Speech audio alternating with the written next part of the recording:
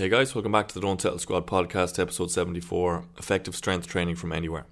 In this episode I discuss 2 strength methods I'm currently using, and these can be done in the gym or at home. So for a quick strength recap, I'm strength training 5 years now, I think.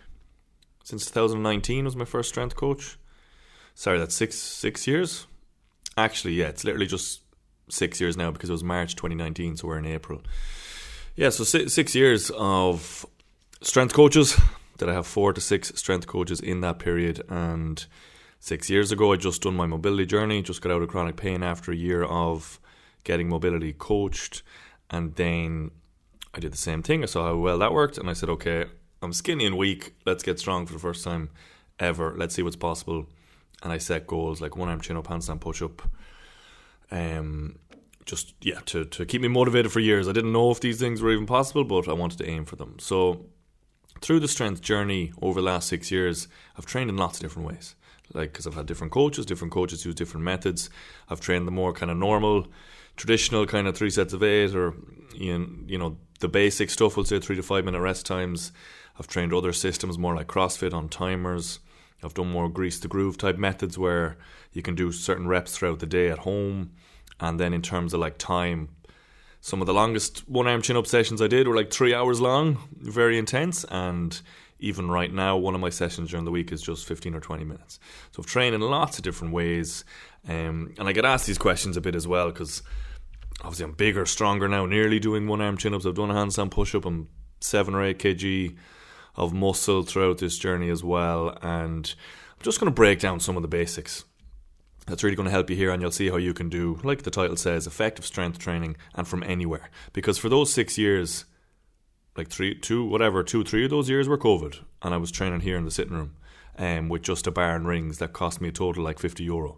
So like to think, I need money to get strong or any of these things, bullshit. Like you just literally need your own body. And that's what I tell people as well when they chat to me about this. I'm like, if you know enough about strength training, just some of these basic things, you can get stronger infinitely from a prison cell. Like just from one room using your own body weight. So that's very empowering, and it comes from understanding the things that we'll go through here. So the first point is your body understands force, not exercises. Okay, so I'll say that again. Your body understands force, not exercises. So your brain doesn't know the difference between a 20 kg kettlebell, a 20 kg barbell, a 20 kg child, a 20 kg bag, or a 20 kg rock. It doesn't know. Like even think of that back through the evolution of humans. There was no barbells, there was no kettlebells. Like we created these things. So your body just understands force, and once you understand that, you can see how you can get stronger anyway, using your body weight, using external weights that we created like the barbell, the kettlebell, using external weights from the natural world like a rock or a log or something outside. There's infinite ways to get stronger, but just as long as you're putting force into the body and you're slowly progressing it, then you're going to get stronger. So to put in 2 principles here that you need to know. First one is progressive overload. Very basic. When you go into the gym, and if you're doing a squat or a bench or a deadlift, and you start with, let's say, 20 kg, and then after a few weeks, maybe you go 22, 25, 30, etc., you're using progressive overload. Okay, so we all know that one. If you want to get stronger, you need to slowly increase the intensity of the exercise. But we just think of adding the weight, but really what you're doing is you're just putting more force into your body. You're adding the 2 kg of force, the 5 kg of force, the 10 kg, etc. So like that's how I think of everything. I don't think of the barbell, the weight, like it's just the force that's going into your body. And you can, like I said, you can do that in many different ways. And for the progressive overload, like I'm saying, can be your own body weight, where you just use harder progressions, which means your muscles have to work harder, which is the same as adding weights. Or you can use the weights in the gym. And with progressive overload, you can increase that through like volume, intensity, frequency, or time. So very simply, if you're squatting 40 kg and you're doing 3 sets of 8, to do progressive overload, you could just do 4 sets of 8 the next time. So you've increased the volume, the amount of sets. If you wanted to increase intensity, instead of doing 3 sets of 8 at 40, now you do 3 sets of 8 at 45. That's increasing the force going into the body.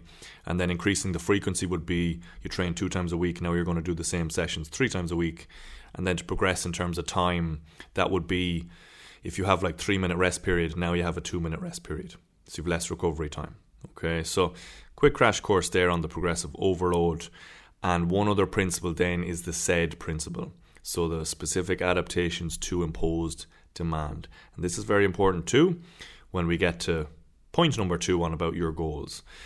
So while I said your body understands force, which it does, it also adapts very specifically to what you are doing. So to go back to that example of if it's a 20 kg barbell, 20 kg kettlebells, or you're just doing push-ups on the floor, whichever one you want to get better at, that's the one you should do. Okay, so for example, if I start working on push-ups for once, getting really strong, going 10 push-ups, 20, up to 50 push-ups, my bench press will be a bit stronger. Like that will transfer over because it's the same horizontal pushing movement. But if my main goal was to improve my bench press, you would be better off just bench pressing, because it's the exact thing that you're trying to get better at. It's specific, the specific thing that you're trying to get better at, and like it says there, specific adaptations to impose demand. That would be better to stick at the thing you actually want to improve at. And in terms of like cardio, we see that too. We know just by going out for a jog you can improve your cardio, but let's say you took a runner, an experienced runner, and you put him into jiu-jitsu. How's his cardio? Not great. And the opposite way around, you take someone who's very fit in jiu-jitsu, but you just put them running a marathon. How's their cardio? Not great either. Like, there will be crossover, but if you want to run the marathon, you're better to run. If you want to do jiu-jitsu, you're better to do that. So, yeah, we can finish that point there. Just to reiterate again, that force is force. So to think, I can't train because I can't go to the gym or anything like that, doesn't even make sense. Your body doesn't even understand that. You can put force into your body from anywhere through like push-ups and bodyweight exercises. But at the end of the day, you want to be specific to what you're doing, which is your goals, which we'll go into now. So point number 2, your goals and personality decide your method. So in terms of the goals, like, are you preparing for a competition in jiu-jitsu, or are you doing strength competitions, or are you just a hobbyist, like you just looking to do the bare minimum in terms of strength training? You need to decide all this. But in terms of the methods, just to give you the 2 basic ones that I'm doing, you can do like the traditional strength method, which could be like 3 sets of 5, 5 sets of 5, could be 3 sets of 8 to 12, 4 sets of 4 to 6, the normal kind of sets and reps with your 3 to 5 minute rest times. That's just basic and it works. And you slowly go up the weights as you're progressing and getting stronger. Or it doesn't have to be the weights, it can be the volume, the frequency, the time, like we were saying. So that's one way. Another way to train then would be, my coach called it dense strength, but it's essentially like the CrossFit method on the timer. So to give you an example, let's say I wanted to do push-ups. I could do 10 push-ups, then take a 3-minute break, do 10 push-ups, 3-minute break, 10 push-ups. That's 30 push-ups. But I could also do it a different way, where I get my phone timer to 10 minutes, press start, and then I do... what reps did I say? Did I say 10, 10, 10, 30? Yeah. So I put 10 minutes on the timer, and at the top of each minute, I'm going to do 3 reps. So 10 minutes, start, 1, 2, 3. Wait till the timer hits 9, 1, 2, 3. Wait till the timer hits 8, 1, 2, 3. And at the end of those 10 minutes, I'll have 30 push-ups done as well. Okay, so it will work out a bit quicker when you do it that way, and you could put even more reps into it. So that's depending on the personality too. So it depends on like how busy your life is. Do you have an hour and a half to do the more traditional methods, or do you need to get something done quickly in like 10, 20 minutes?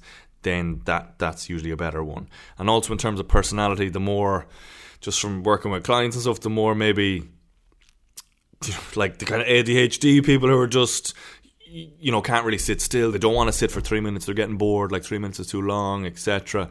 And they just want to be up and going. The timer method is great for them because there's barely any rest. There's like 20, 30 seconds rest max, and then you're getting into the exercise again.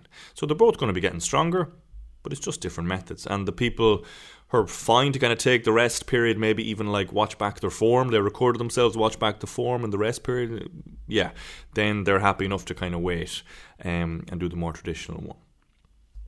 And like I said in the intro, I'm doing the both of them now. So I've tried them all in different ways, but now I'm doing one session during the week, which is upper pull, and that's in the gym using the weights, like weighted chin-ups, doing bench press, doing dips and those kind of exercises in a more traditional way, like 3 or 4 sets of 4 to 6 for the A's, the harder ones. Then I might go down and do like 3 sets of 8 to 12 for the secondary exercises, and then 1 or 2 sets like 10 to 15 for the accessory ones for the weaker muscles.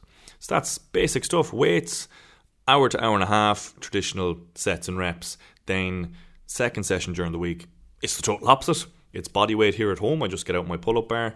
So it's instead of weights, it's now body weight. Instead of traditional method, it's now more kind of grease the groove, where I'm doing the bare minimum. So I'm literally just doing 2 sets of pull-ups, 2 sets of push-ups. That's it.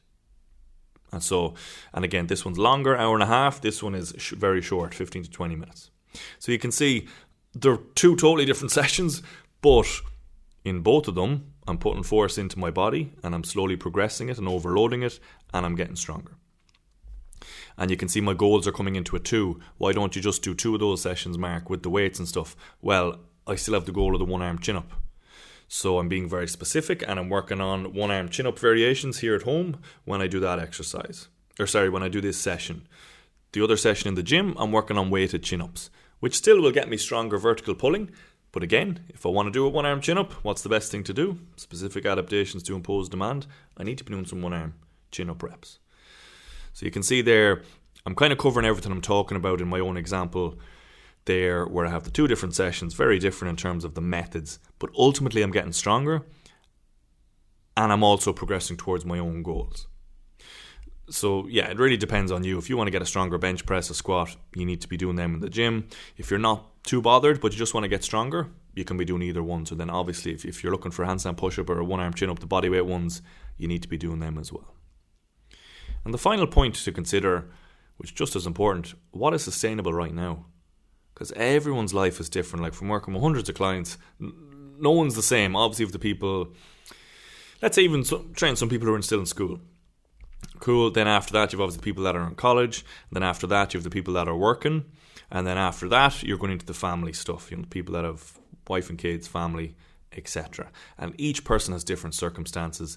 Each person has a different personality as well. So all of this will go into the calculus when I'm trying to decide what way will I program their strength or their mobility, strength and conditioning, whatever it is that they want to get out of the program. So for example, people who have a lot of time, they might be in their first job and it's kind of 9 to 5 and there's nothing too extra about it because they're just getting to learn it. They have a lot of time. They could be training 3, 4, 5 times a week. They could be doing hour and a half sessions and putting a lot of energy into it because they have no other commitments, like maybe they don't have a boyfriend, girlfriend, they don't have family, kids, etc.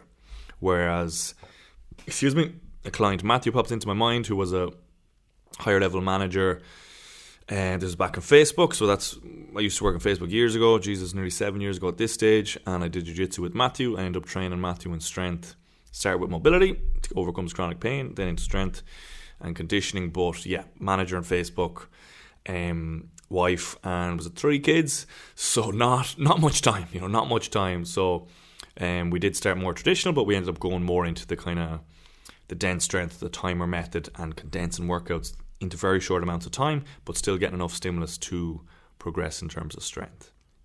So, yeah, look, all the videos I make are just aimed at younger me. I wish I would just get a kind of snapshot like this, like, how do I strength train? What's the most effective way? And they're the things you need to understand, that your body understands force, not exercises. So at the end of the day, you can train from anywhere.